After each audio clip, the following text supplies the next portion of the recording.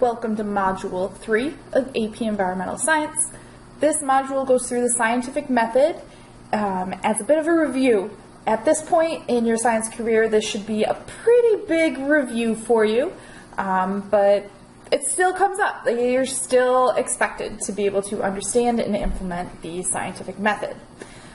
You're also expected to be able to design an experiment using the scientific method.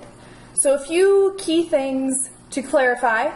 Outline of the scientific method right here. Read through it if it's something that you need a little bit of a refresher on, essentially starting with an observation, creating a testable hypothesis, doing an experiment to collect data, analyzing the data, and if your data supports your hypothesis, that's great. You can then move on to disseminating your findings. If it doesn't, that means your hypothesis has been refuted and you need to go back and kind of change things up and see if you can find a better way to answer that question you started with. Quickly here, there's independent and dependent variables, and I have them right here. You need to make sure that you understand the difference between the two of them. So independent, I am the scientist. I am deliberately changing this particular variable. So you're deliberately changing or measuring at specific points in time. Dependent is the value or the condition that depends upon the independent variable. So independent could be something like, how warm is it outside at certain times of the day? So the time of the day is the independent variable. So I'm measuring the temperature at 9 a.m., 12 p.m., 3 p.m., 6 p.m. Your dependent variable, that depends on what time it is or how long the sun has been shining on a particular area to increase the heat value. So your dependent variable, the temperature, depends upon what time it was that it was measured. So independent, I am the scientist, I am deliberately changing this. Dependent, that's the value or condition that's being changed as a result of the independent variable. And my biggest pet peeve when people use the word theory wrong. A theory, that's something that's been proven over and over and over again to always be true. When a scientist uses the word theory, they are not saying, I have an idea or I have an opinion. They're saying, science is saying this is a fact. So just make sure that you use it correctly. Definitions are in the corner in your textbook. You need to briefly review through them in order to make sure that you understand them. Something that might be new to you is the idea of a null hypothesis. That's essentially when you're making a hypothesis saying that there's going to be no change or there's no difference. So that, going back to the temperature during the time of the day example. All of us know that early in the morning it's usually colder than it is at about noon. And usually between noon and 3 o'clock is right around the hottest part of the day, and then it starts to cool off again. We all know that. A null hypothesis for that experiment would be that there is no difference, there is no change in the temperature regardless of the time of day. So it's essentially saying that a null hypothesis means there's no difference or there's no change happening. I'm going to go forward and then come back to this. In environmental science, or I guess in science in general, we use what are called control groups. So a control group is that baseline for comparison. So here's a great example in your textbook involving mice. They're trying to figure out if, I always pronounce it wrong, chloropyrifos. So looking to see if it has any impact on the nervous system of rats. So what they do is they take a bunch of rats and they split them into two groups. Now oftentimes in science you'd split them into far more than two groups. But you would essentially have your experimental group, so the group that you're adding the chlorpyrifos, I don't know, you get it. you're adding that particular chemical to that one experimental group. You have the other group of mice, exact same conditions, so same kind of box, same kind of food, same amount of mice per square inch of container, all of that's exactly the same. But you're going to look at both groups to see if there's any changes. And you're going to measure, in this particular experiment, they're measuring enzyme activity. And you're looking to see if there's any change happening. Now, in environmental science, things get really difficult because when you're looking at large-scale environmental changes, there's no control planet. And it's unethical to experiment with large groups of organisms or large sections of land. You can't say, I want to learn about succession in a forest. So what plants appear first? When do organisms start to come into the picture? You can't just be like, yeah, let's completely remove everything, go scrape it down to bare rock, and start an experiment to observe what happens. That no environmental or ethics review board is ever going to allow you to do that. But what they will allow you to do is a natural experiment. Now this is a section at Mount St. Helens. It used to be lush forest. Then Mount St. Helens erupted, and that, ash covered everything, a lot of rocks and boulders knocked down trees, a lot of fire, all sorts of crazy. Then, I'm getting a bit of glare here. Block that maybe? I don't know.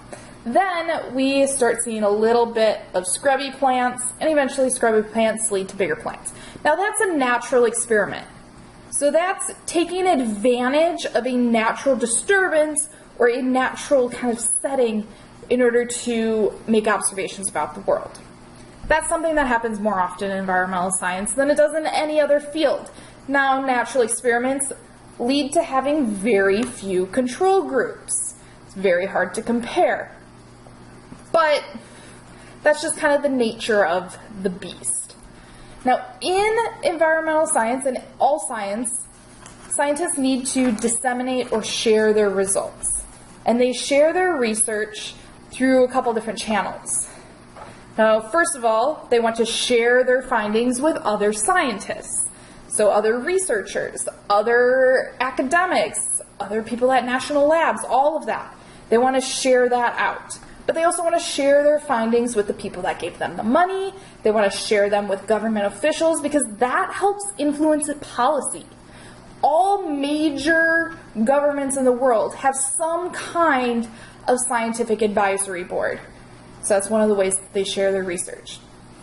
And that scientific advisory board, when governments are considering different policies, that scientific advisory board can say, hey, we also have this law in the books called the Endangered Species Act, and if you allow all of that highway expansion to take place, you're going to actually cut down some endangered species habitat, and that's going to lead to some issues. Or maybe by doing that, it's going to lead to negative impacts on human health.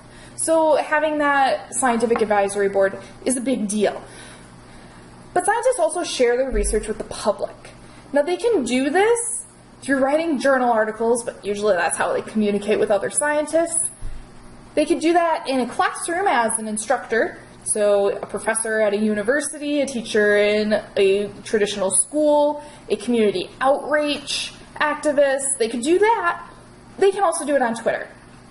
Now, these are some scientists that I follow on Twitter.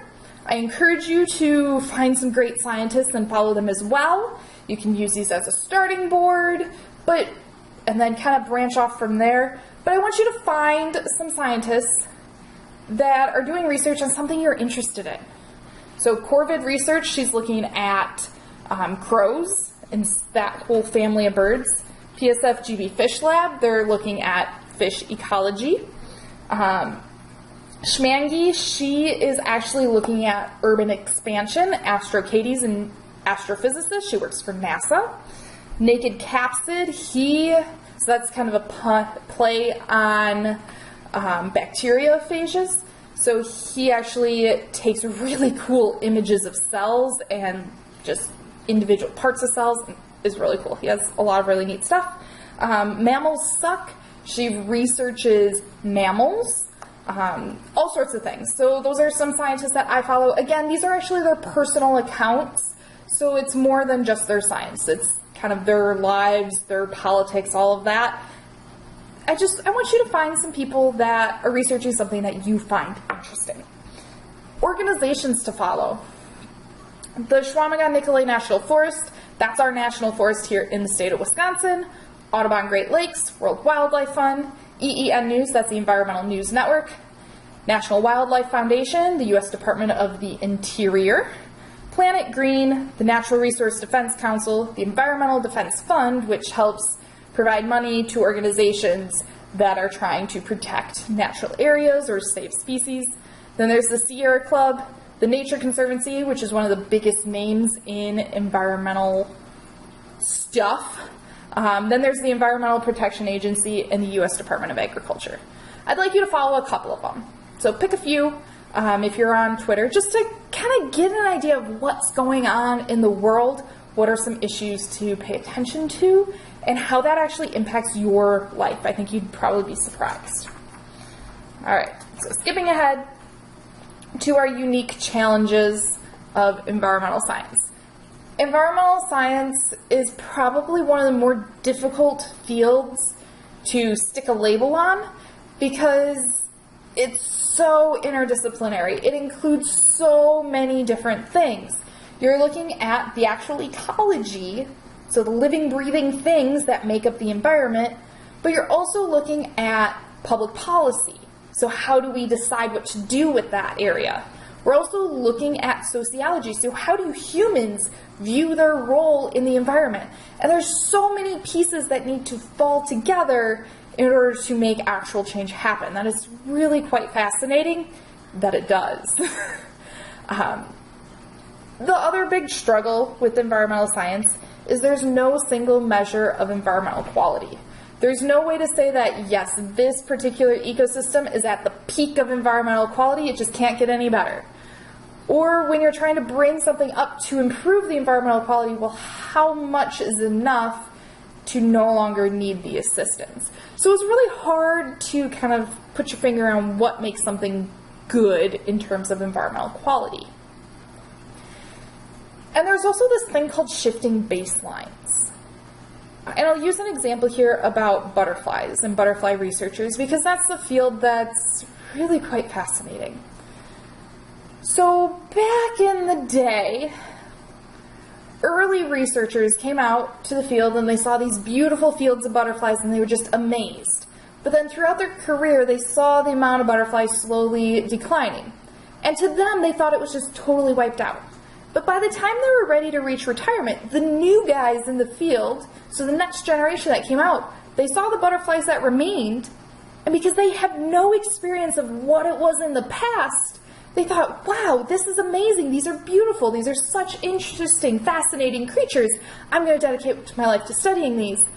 But then over time, they again saw that quality decline. And then the following generation, same thing happened. So the baseline of when these researchers started looking at a particular issue is shifting.